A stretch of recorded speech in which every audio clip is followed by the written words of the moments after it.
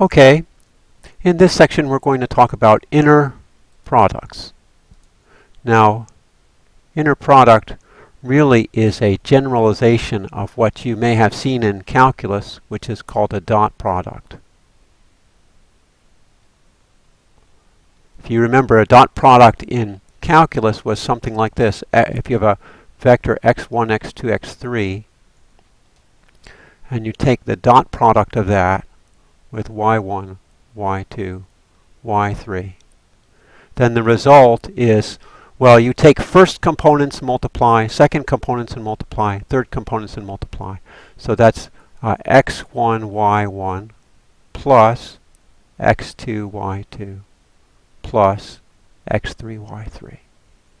So hopefully you've seen this in calculus. And here we're going to do a generalization and several examples. So given the two vectors u and v, m-dimensional vectors, so they have m components apiece. So you can think of u as u1 dot dot dot up to um, and I can think of v as v1 dot dot dot up to vm. The inner product is the scalar quantity. Scalar means it's not a vector, it's a number.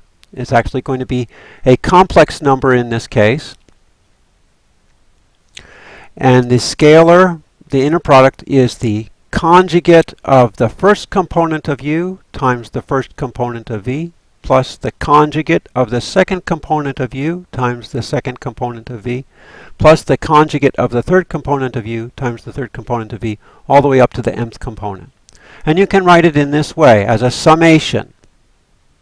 This means that you plug I equals 1, I equals 2, I equals 3, I equals 4, all the way up to I equals m into these indices and add the terms together. All right, so let's do some examples. Here we have two vectors. Okay, here's u and here's v. These are complex numbers. Now just for reference, let me write down what u bar is,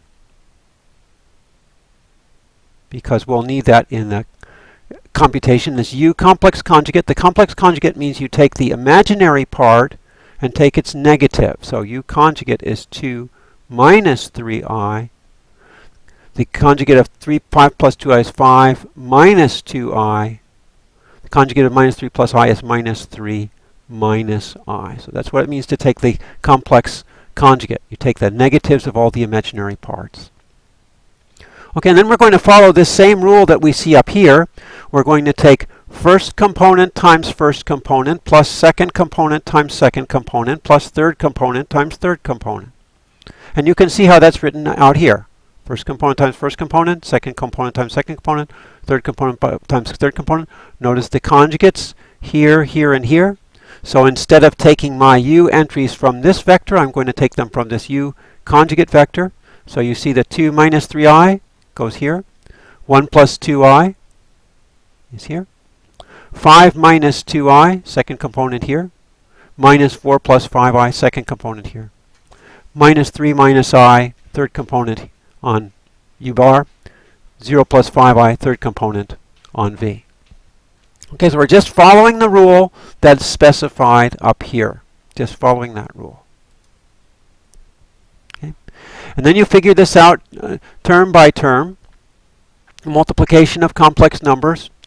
If you multiply these two complex numbers here for the, I like to take a Floy, which is first, last, outside, inside. First is 2 times 1 or 2. Last is minus 3i times 2i, which gives me minus 6 times I squared, which is plus 6. So that gives me 2 plus 6, or 8. Now I'm sure that when you do this for a few times, you'll have to write out all these terms. But you can see that. Let me just write out the terms down here so you can see. This is 2 times 1. And then this is going to be plus minus 3i times 2i. And then I'm going to have plus, I'll have the imaginary terms, which is minus 3i times 1.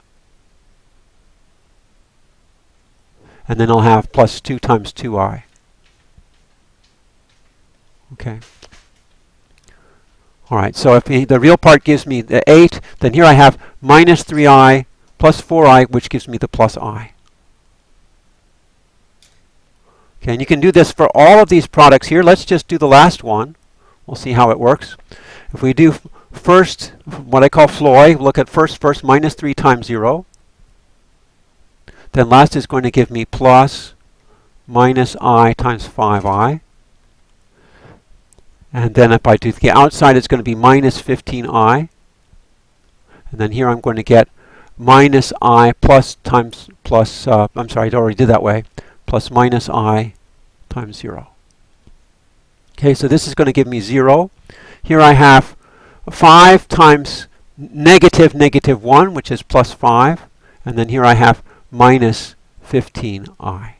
Okay, so that's where we get this here by doing the complex multiplication. Okay, so this is for complex numbers. For real numbers, it's quite a bit easier. You don't have to worry about complex conjugation. The complex conjugate of a vector with real entries is the same old vector. So W conjugate is 2, 4, minus 3, 2, 8. Okay, you do that inner product and you get this result. Okay. Here he makes the point that this inner product looks like the dot product that you may have seen in calculus. Here he mentions that in our definition, please make note, in our definition, we take the conjugate of the first vector. So when you have an inner product of two vectors, u comma v, you take the complex conjugate of the u entries and not of the v entries. So just remember that. All right. Now these properties are sort of reminiscent of the properties of vector space. What you can do is if you have the sum of vectors and inner product it with another vector, it's the sum of the inner products. Or if you take the inner product of vector u with a sum of v plus w, it's the sum of the inner products uv plus uw. If you think about dot product, it works the same way. For instance, if I had x dot y plus z, when I take these dot products, that's the same thing as x dot y plus x dot z. And the proofs here follow similar pattern as we proved with some of the vector space identities. We start out by writing this in terms of its components, and then we do ordinary algebra on the components. So remember, this inner product of u plus v with w is the sum of all the components of u plus v conjugated times the corresponding component of w. So this is a statement about components. These are now complex numbers. They're not vectors anymore. If these are complex numbers, then I can use I can use the number properties. Sorry. Well, first of all, I should point out that the complex conjugate of a vector is the vector of the complex conjugates. So taking the conjugate of u plus v and the ith component of that is the same thing as taking the conjugate of the sum of the ith components here. So if you go to this definition, you'll see that that's how the complex conjugate of a vector is defined. Now we can use properties of complex conjugates. The complex conjugate of the sum is the sum of complex conjugates. Look up this theorem and you'll see. This is a theorem about complex arithmetic. Okay? These are also theorems about complex arithmetic, distributive law of complex numbers. Okay, now we have a sum of sums of terms. Because of associativity, we can rearrange this sum however we want. That's this property here. Okay? And then what we have here is the separate inner products of u with w and v with w. I know this proof is kind of elaborate, but you should get familiar at least with this idea that if you have the inner product of a sum of two vectors with another vector, it's the sum of the inner products. Okay. All right, so here we have inner product scalar multiplication. We can do similar algebra with scalar multiplication. And I think I'll give you some exercises to verify these things. Here we have some similar proofs. I'm not going to go through all the details, but it is step by step. It's the same sort of thing that you're transforming a statement about vectors into a statement about the components. Here the ith component of a complex conjugate is the Well, here first they break out the alpha by scalar multiplication. Then they take the ith component of complex conjugate is the complex conjugates of the ith components, and just work these through with these properties. Okay, these can be kind of tedious, but you can verify these with practical computations. Another thing that's important is that if you take the inner product of u with v, it's the complex conjugate of the inner product of v with u. Okay, and again, I think to really understand these things, we really should do some examples. All right, I'm going to stop there and we'll do this subsection separately.